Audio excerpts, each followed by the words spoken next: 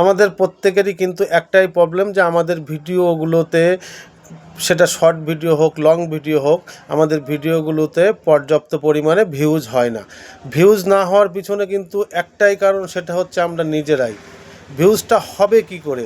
আমরা যে ফোন থেকে, যে ডিভাইস থেকে আমাদের ভিডিওগুলোকে পোস্ট করছি, সেই ফোন থেকে, সেই ডিভাইস থেকে সেই ভিডিওটাকে বারবার প্লে করছি, বারবার দেখছি। তার ফলে কি হচ্ছে, ফেসবুক বুঝতে পারছে যে আমরা যে ফোন থেকে ভিডিওটি পোস্ট করেছি সেই ফোন থেকে ভিডিওটিকে বারবার প্লে করছি। তার কারণে ফেসবুক কিন্তু আমাদের ভিডিওগুলোকে অন্যের সামনে পাঠায় না বা সাজেস্টও করে না।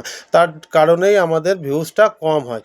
কিন্তু আমরা চিন্তা করছি যে আমাদের ভিডিওগুলো তো আমরা প্লে করছি না, একটা রিপ্লাই কমেন্ট দিতে গেলেও আমাদের ভিডিওগুলো অটোমেটিক প্লে হয়ে যাচ্ছে, কারণ আমাদের ফোনের সেই অটো প্লে সেটিংসটা কিন্তু করা আছে, যার কারণেই বারবার অটো প্লে হচ্ছে।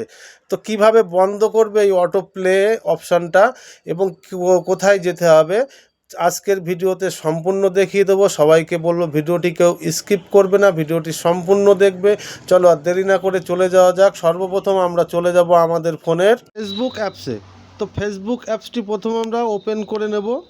ওপেন করে নেওয়ার পরে বাঁদিকে উপরে যে আমাদের প্রোফাইল লোগোটা আছে সেখানে আমরা একবার টাচ করে দেবো। দেওয়ার পরে আমরা এবার চলে যাব একদম উপরে বাঁদিকে কোনায় থ্রি লাইন্সে একবার টাচ করে দেবো। একটু নিচে দেখতে পাচ্ছি সেটিংস অ্যান্ড প্রাইভেসি, তো এখানে আমরা টাচ করে দেবো। দেওয়ার পরে উপরে দেখতে পাচ্ছি সেটিংস, তো সেটিংসে আমরা টাচ করে দেবো। দেওয়ার পরে এবার একটা নতুন পেজ, একটু নিচে চলে যাব।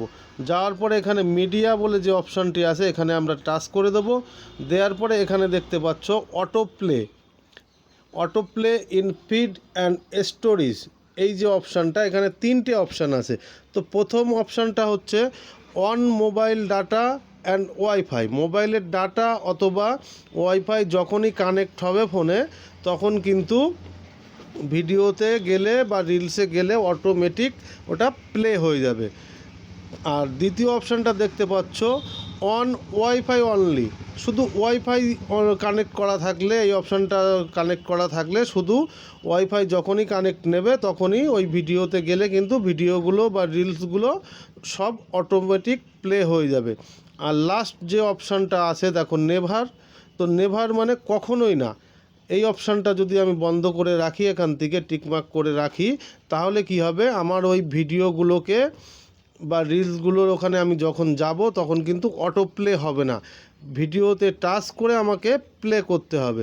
তো তার ফলে কি হবে, যখন আমার ভিডিওগুলো অটো প্লে হবে না তখন আমার ফোন থেকে, আমার ডিভাইস থেকে আমার পোস্ট করা ভিডিও রিলসগুলো আমি কিন্তু আর বারবার প্লে করছি না বা প্লে হচ্ছে না, যার কারণে ফেসবুক কিন্তু আমার পোস্টটাকে অন্যের সামনে বেশি বেশি করে সাজেস্ট করে দেবে। তো সবাইকেই বলবো 3 নম্বর যে অপশানটি আছে নেভার, সবাই এই নেভার অপশানটিকে সিলেক্ট করে নাও এবং তারপরে দেখো ভিডিওগুলো কিন্তু আর অটোমেটিক প্লে হবে না। তো যার কারণে ফেসবুক কিন্তু আবার আমাদের পোস্টগুলিকে অন্যের সামনে পাঠাবে, সাজেস্ট করবে। তো ভিডিওটি কেমন লাগলো, যদি ভালো লেগে থাকে সবাই কমেন্ট করে জানাবে এবং সবাইকে বলবো একটু আগে শেয়ার করে দেবে, তাতে কি হবে, অন্যান্য নতুন বন্ধু যারা আছে তাদের উপকারে লাগবে ভিডিওটি।